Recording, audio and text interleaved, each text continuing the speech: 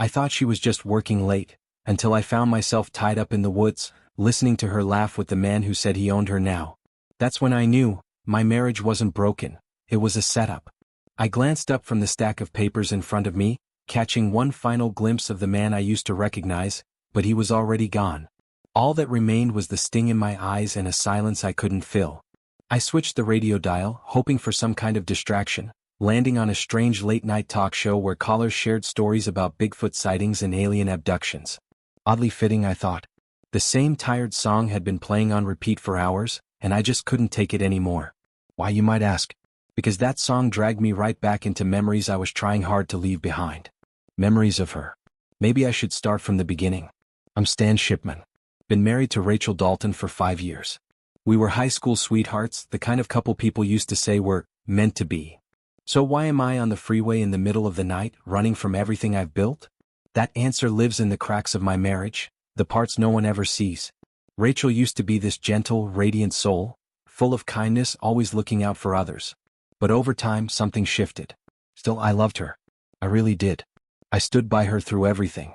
I even supported her through college, paid the tuition myself, even though her folks doubted I could pull it off without racking up debt. But I did it. When she graduated, her parents looked at me differently, proud even. Proud of her. Proud of me. But somewhere along the way things started slipping. Rachel had this group from the office she liked to hang out with. Drinking, dancing, blowing off steam, nothing unusual at first. I knew bars closed at 1 a.m. and that was fine. But lately she'd come home well past 3, sometimes pushing 4. And I couldn't ignore it anymore. One night I finally asked, "Rachel, what's going on? Are you seeing someone else?" She let out a long, tired sigh and said, "No, of course not. Sometimes we just grab something to eat afterward." Before sunrise? I pressed. She didn't deny it. Just gave me a half-hearted nod. "This has to stop," I told her. "You need to figure out what matters more, this crew from work or your husband." Later that week, I decided to see for myself what was really going on. I walked into that bar expecting to find nothing. But what I saw caught me off guard. Rachel froze when she saw me. Her eyes darted around the room like she was looking for an exit. "Well," I said, trying not to choke on my bitterness, "aren't you going to introduce me to your friends?" With visible discomfort, she finally spoke. This is my husband, Stan." I gave them a polite nod that probably looked more like a smirk. "Nice to meet you all." That's when I noticed it, her left ring finger. Bare. One of her coworkers, a woman who introduced herself as Marie, stepped in. "I'm Rachel's friend," she said after sipping from her glass. "She's a standout at the office. We all admire her. She's got a bright future ahead." I could hear the subtle dig in her tone. Like I was the anchor holding Rachel back. "I'm not here to control anyone," I said, trying to keep calm. "But I am her husband. And if something's pulling us apart, I think I deserve to know what it is." Marie leaned in slightly and replied, "The truth is, Stan, Rachel needs to explore life a little more. She's lived in a bubble." Then another guy, Jake I think, elbowed me with a smug grin. "You know what she's like when you're out on your business trips." And just like that, everything I'd been fearing came to the surface. I looked at him squarely and said, "Actually no, I'm not running around. When I'm on a job site, I'm putting in 12-hour shifts in steel-toe boots and dust. I take my vows seriously." "Sure you do," Jake said with a smirk, barely hiding the sarcasm in his voice. Tired of the back and forth and annoyed at the smug tone from across the table, I turned to Rachel and asked, "Did you drive here tonight?" She nodded. "Yeah, I did." "Well, I think I've had all the fun I can handle for one evening. I'm heading home," I said, rising from my seat. "I hope you'll come with me." As I stood up, I nearly knocked over my half-full glass, catching it just in time.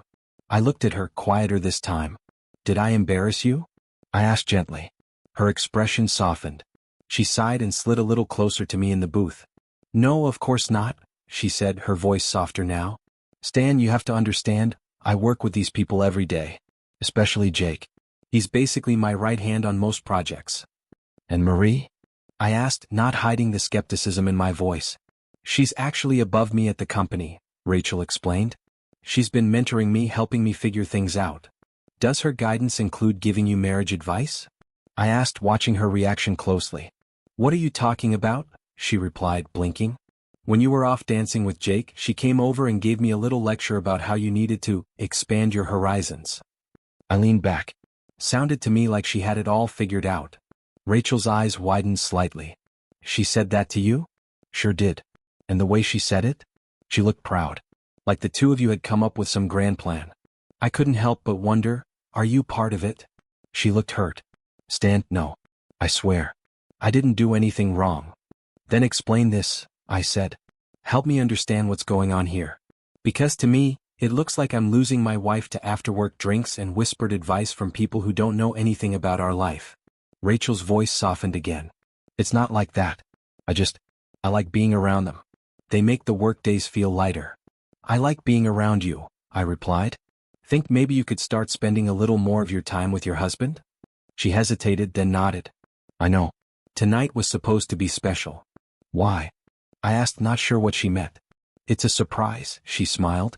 Go wash up and sit down. I'm making dinner.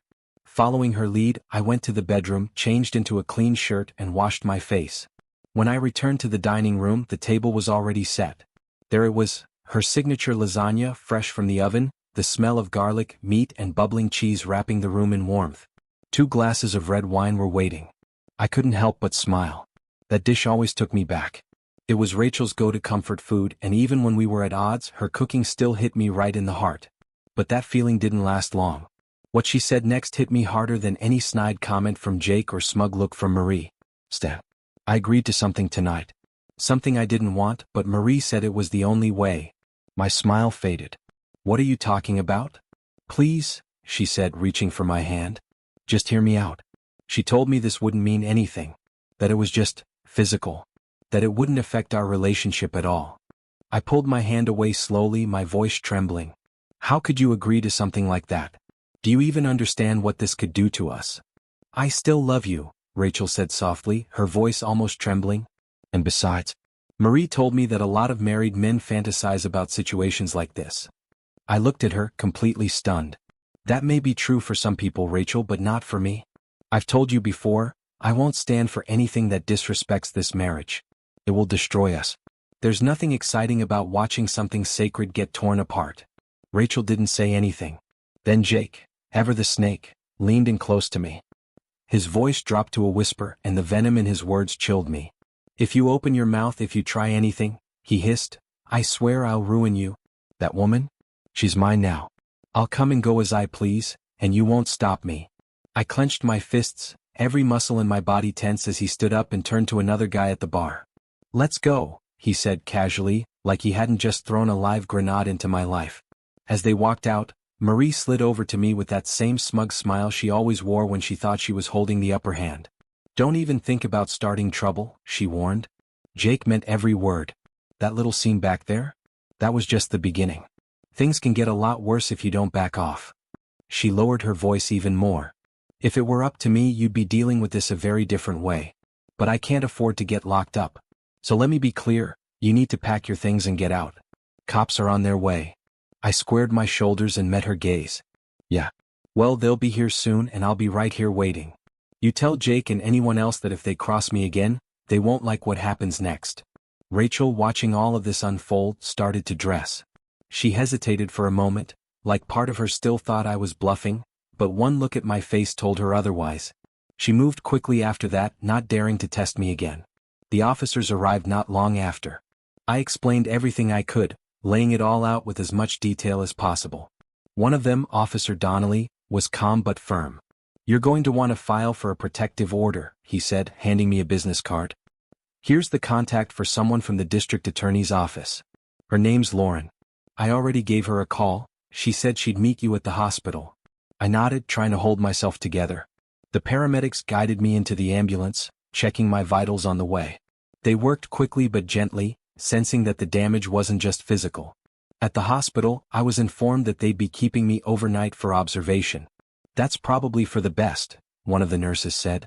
Your apartment's going to be treated as an active crime scene. The detectives will need time to comb through everything, gather evidence. Linda, one of the officers, leaned in and asked quietly, Do you happen to own a firearm? I shook my head. No, I don't. Not after what happened to my brother. Years ago, my younger brother had accidentally shot himself in the leg with our dad's old .22. After that, he'd sold every weapon in the house, swearing we'd never see one inside our family again. Not long after I was admitted, Rachel's parents arrived. And as much as this whole situation had devastated me, seeing them brought a kind of strange comfort. They'd always treated me like one of their own, more than in-laws. Almost like a second set of parents. And that night, their presence reminded me I wasn't as alone as I felt. I told her parents everything, what happened the night before, every painful detail. Watching their faces fall into disbelief and horror was like reliving it all over again. The truth of what their daughter had done seemed to hit them like a brick wall. "I assume you're going to file for divorce?" her father, Harold, asked quietly. I just nodded, unable to say much more. "I can't go on living under the weight of what she's done," I told her mother, Margaret, my voice cracking under the strain. "It's not something you can just walk back from." She took a breath, her eyes glistening. "I understand, and I want to say I'm sorry, for all of it. If there's anything we can do to make this easier." Before I could answer, the house phone rang. I answered it out of reflex, but what I heard wasn't a person, it was a movie quote. Sounded like something from an old Rocky film. Not a real voice, but a recording someone played through the line. I sat there for a moment, confused, then it hit me, it was intentional. Someone had recorded a message, played it back over the phone, and hung up. Minutes later, the doorbell rang. I looked through the peephole and saw a young woman, brunette, striking, maybe in her late 20s, standing alone on the porch. She looked familiar. Then I remembered. I'd seen her at that club the night I first laid eyes on Jake. Something about her being there now, alone, felt off. I slipped my phone out of my shirt pocket and held it close, just in case. Once I opened the door, she didn't waste any time. "Jake has pull," she said plainly. "A lot more than most people realize. He's got strings tied to police brass, maybe even a judge or two." I frowned. "So this little drop-in, was this Jake's idea?" She shrugged, almost too casually. "Hard to say. Maybe. Maybe not." "Why are you still with them?" I asked, keeping my tone even. Her shoulders sank a little. "Because I don't have anywhere else to go. I don't really have choices anymore." I studied her. "You're not just working as a legal assistant, are you?" Her lips pressed together. Then, reluctantly, she nodded. "So they've used you too," I said. "Just like they tried to use me." She gave a small nod, eyes darting toward the door as if she expected someone else to walk through any second. I waited until she left and made sure the hallway was clear before closing and locking the door. The weight of everything pressed harder than ever. Between cryptic voicemails and thinly veiled threats, things were escalating. Even though I had already decided to divorce Rachel, I knew now that this situation was far messier, and far more dangerous, than I'd imagined. What I wanted to do to Jake, just the thought of it made me recoil. I didn't want to be that person. But I was angry, cornered, exhausted. Just then, I remembered something. I reached into my jacket and pulled out a phone, Rachel's phone. I must have slipped it into my pocket the night Jake assaulted me. In all the chaos, I'd forgotten I still had it. I handed it to the woman, who had returned to help me sort through the evidence. "What's this?" she asked. "It's Rachel's," I explained. "I had it with me when everything went down. I didn't even realize until today. There might be something in it. Something we can use." She took the phone carefully and nodded. "I'll have our team comb through it. But honestly, I think it's time we loop in someone higher up. This might be bigger than any of us thought. Maybe even at the state or federal level." Her calm voice helped settle the storm in me, at least for the moment. But I knew this wasn't over. Not by a long shot. I got back on the highway heading north, the dark stretch of freeway humming beneath the tires. About 30 minutes in, I spotted a gas station with a glowing sign and figured it was as good a time as any to pull over. I filled up the tank, grabbed a six-pack like Dave had asked, and picked up a styrofoam cooler with a bag of ice to keep the beers cold. Inside, the smell of cheap coffee and fried snacks greeted me. I poured myself a cup of the strongest brew they had, grabbed a couple of packs of smokes and stepped back out into the night. I rarely ever smoked inside back home, but Dave was a smoker, and after everything he was doing for me, I didn't think twice about it. He was giving me a place to stay, no questions asked. The least I could do was respect his space. Dave Brolin was one of the good ones. A solid guy. Maybe the only person who genuinely gave a damn about me right now.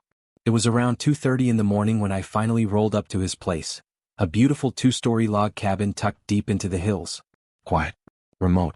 Just what I needed. I grabbed the cooler from the car and was heading toward the porch when Dave stepped outside with a half smile and a cigarette dangling from his lips. "You better have a cold one in there," he said, grinning. "Would I let you down?" I replied, handing him one of the packs of smokes I bought. He laughed and held the door open for me, helping me carry in the rest of my stuff. As I lugged the ice chest into the kitchen, a woman came down the stairs, barefoot, wearing an oversized t-shirt and pajama shorts. She was striking. Blonde hair, piercing eyes, the kind of woman you don't forget. "Who's this?" she asked, catching me off guard. "Bev, this is Tom Carter," Dave said, setting the cooler down. "Old friend. He'll be staying with us for a bit. Tom, this is Beverly. She's been helping me out around the place." "Nice to meet you," I said, offering a nod. She smiled and disappeared into the hallway, and Dave motioned for me to follow him out onto the back porch. The air was crisp, the view stretched over the valley below and you could see for miles. He leaned on the railing, exhaling smoke into the cool night. "If anyone tries to follow you, we'll see them coming before they get halfway up the hill," he said. "And I've still got that .22 your dad sold me after Mikey's accident." I gave him a quiet nod. "Yeah, I remember. I haven't held a gun since.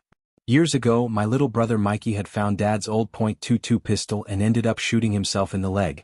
It scared the life out of us, but thankfully he walked away with nothing worse than a scar and a lesson we all learned the hard way. I really appreciate this, man," I told Dave, meaning every word. He smiled. "You've always been good to us, Tom. Your folks treated me like family growing up. You've got a place here, no questions asked. And Bev's got a soft spot for helping people. I think you'll be in good hands." At that, Dave looked toward the house, his expression softening. "Just, don't break her heart, all right? She's been through enough." "I hear you," I said. "But trust me, I'm not thinking about anything like that. Lucy's still a shadow in my mind." He nodded and stretched. "All right. I'm calling it a night. See you in the morning." He stubbed out his cigarette in a mason jar full of ashes and disappeared up the stairs. I finished my smoke, letting the silence settle around me, then went inside and found the spare room. The bed was already made up, and within minutes of my head hitting the pillow, I was out cold. I didn't wake up until Beverly came barreling into the room like a gust of wind. "Rise and shine, sleeping beauty," she called out, pulling back the curtain. I rubbed the sleep out of my eyes and sat up groggily. "What time is it?" "Late enough," she said with a grin, placing a folded newspaper at the foot of the bed. "Thought you might want to see this." The article wasn't detailed, no names, no real explanation, just a vague piece that only someone close to the mess would even understand. I skimmed the text and grunted before setting it aside. No surprise there. Out in the kitchen, Bev was already setting breakfast on the table, carrying a tray like she'd been running this house for years. Dave had finished eating by then and rinsed off his plate. "I'm heading into the city," he announced. "Need to grab a few things. I'll be gone a couple hours. If you need to call the DA, the house phone's yours." "Thanks, Dave," I said, appreciating the quiet way he always gave more than he took. After he left, Beverly and I lingered in the kitchen. She was wiping down the counter, her voice quieter now, more reflective. "I've been spending a lot of my time taking care of her," she said, referring to an elderly neighbor. "I just hope when I get to that age, someone's around who'll do the same for me." I looked up. "What happened after your mom passed?" I asked, sensing there was more behind her words. Bev nodded slowly. "We had to sell the house. Most of her belongings too. There were bills, a lot of them. My dad's pension and some savings helped, and Dave, bless him, gave me what little was left after we paid everything off." She paused, then added, "I wish I'd walked away from all of it sooner. But I was too stubborn." "You were right about Lucy," I said softly. She shook her head. "You couldn't see it. You were so caught up in her, Tom. She had you wrapped around her finger." "Yeah," I sighed. "You're probably right." After drying her hands, Bev turned to face me. "She used you, you know that, right?" I figured that out a little too late. "I wanted to say something," she said, her voice tinged with regret. "But you wouldn't have listened. You're probably right about that too. You loved her. You wanted to build a life. Have kids. I just wanted you to be happy. That made me laugh, a real laugh, maybe the first in days." "I'll remember that," I said, smiling at her. We both agreed we should wrap things up before Dave came back. Bev glanced at the clock. "I've got to start marinating the venison for dinner. Why don't you go take a quick shower?" she suggested. "Sounds good. I'll be quick." "Perfect," she said, then added with a teasing smile, "We usually do a barbecue on Sundays, weather permitting. Hope you like venison." "Are you kidding? I love venison. Haven't had it in years." As I started to walk out of the kitchen, she pointed to the cordless phone on the counter. "Hey, go ahead and make that call. Use this." I nodded and picked it up, almost forgetting it was long distance. I dialed, waited, and on the second ring a familiar voice answered. Linda Calloway speaking. Linda, it's Tom Carter. Her voice instantly shifted, the concern in it unmistakable. Tom? Are you all right? I just wanted to reach out, let you know where I am, I said into the receiver, my voice low but steady. Tom, thank God, Linda replied instantly. I've been worried sick. You're calling long distance, where are you? I'm staying with Dave Brolin, I said. Up in the hills not too far from Willow Creek. He and his sister Beverly have been amazing. Linda let out a relieved breath. That's good to hear. I'm just glad you're safe. After the call, I stepped out onto the porch where Dave was working on a cooler. He glanced over and smiled. Bev's a tough one, he said. She can handle herself. Still, don't go breaking her heart. I looked him in the eye. I'd never hurt her, Dave. Not now. Not ever. He reached out his hand. Then welcome to the family. I shook it firmly, feeling, for the first time in a long while, like I belonged somewhere. Just don't keep me up all night with your snoring, he added with a laugh. I chuckled and nodded. I'll do my best. That night, something changed between Beverly and me. What started as a simple embrace became something deeper, real and raw. We lay together under the warm covers and I held her close. I don't know how this all ends, I whispered, but whatever comes, I'm with you. She smiled against my chest, kissed my shoulder and replied, I love you, Tom. More than I thought possible. I love you too, I said, meaning every word. As she drifted off to sleep in my arms, I felt something I hadn't in years, peace. Real soul-deep peace. The next morning, Beverly was the first one up. She made breakfast, eggs, toast, the works, and set everything on the table before heading upstairs to get ready for work. On her way out, she kissed my cheek and mentioned she had classes that evening. Later that day, I had my follow-up call with Linda. We need to go over some financials, she said. If we're going to accuse Rachel of criminal wrongdoing, that could shift the odds in our favor during divorce proceedings. Do you own any property? No, we were renting, I explained. A small apartment. She scribbled something in the background. What about going after Marie and Jake? There's the angle of emotional distress, but honestly, those kinds of suits rarely go anywhere. What about intentional infliction of harm? I asked. That has more weight, she replied. But we'll need solid documentation. By the time I finished scanning paperwork and handling a few emails Linda had sent, it was already well past noon. Dave came in with grease on his hands and said, Come on. I've got a trailer axle that won't behave. I followed him out to the workshop. Helping him tinker with tools and bolts was oddly therapeutic.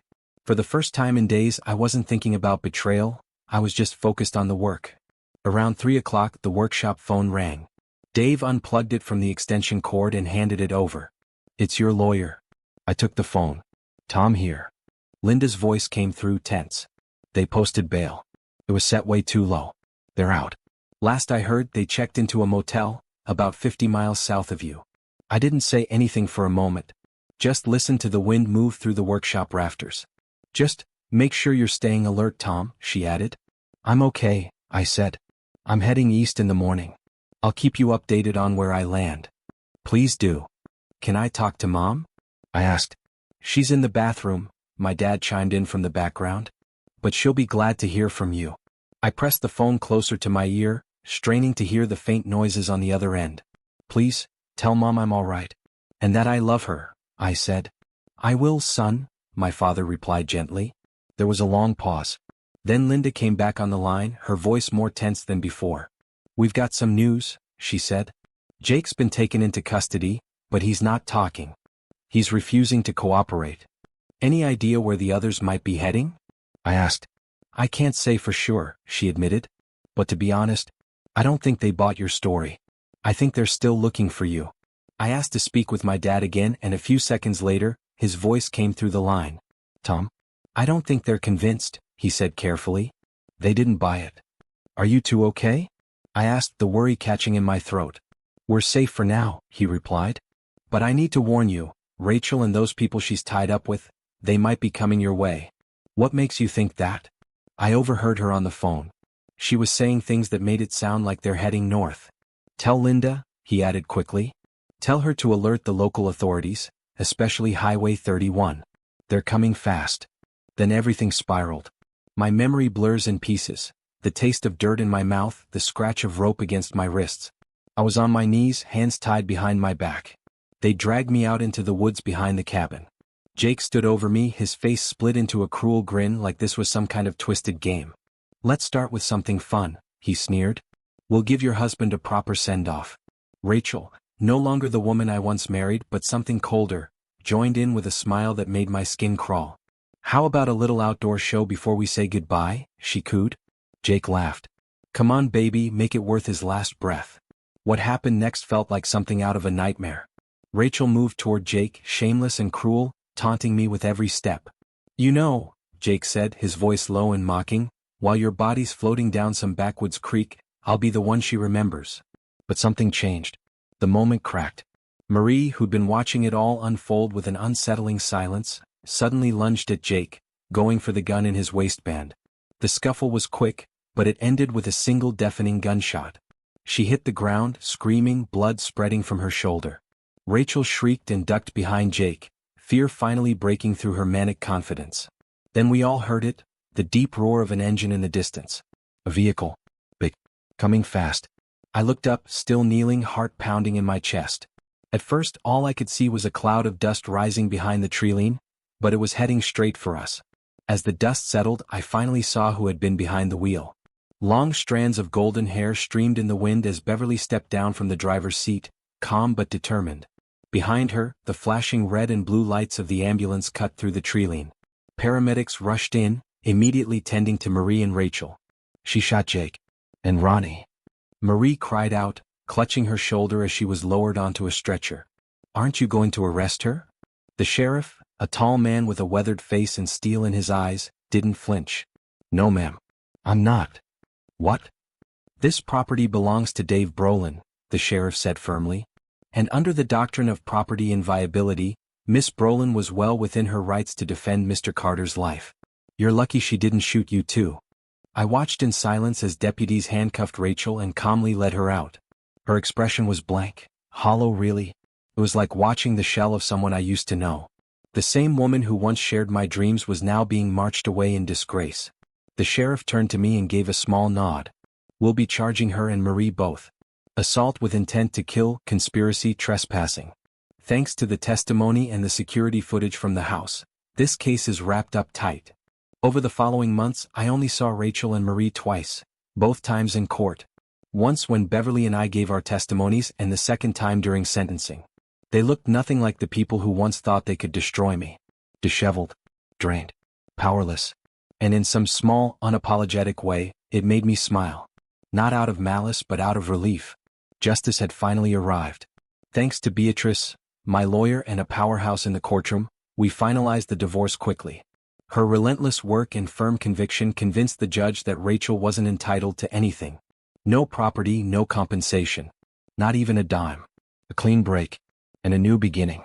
Later, Dave invited me out for a drive.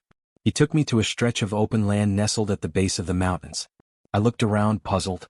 "I thought you sold this place," I said. Dave grinned. "Nope. We were just waiting for the right moment." He turned toward me, eyes proud. "It's yours now, Tom. Yours and Beverly's. A wedding gift, from me and your parents. The deed's already in your name." I was stunned. "Dave. I mean, I could afford to build something myself." But he waved me off. "Don't worry about it. The house is already built. Fully wired with the best tech. And don't worry, we cleared out everything from the old apartment. Left out anything with Rachel's face on it." For a moment I was speechless. A year ago my life had been unraveling.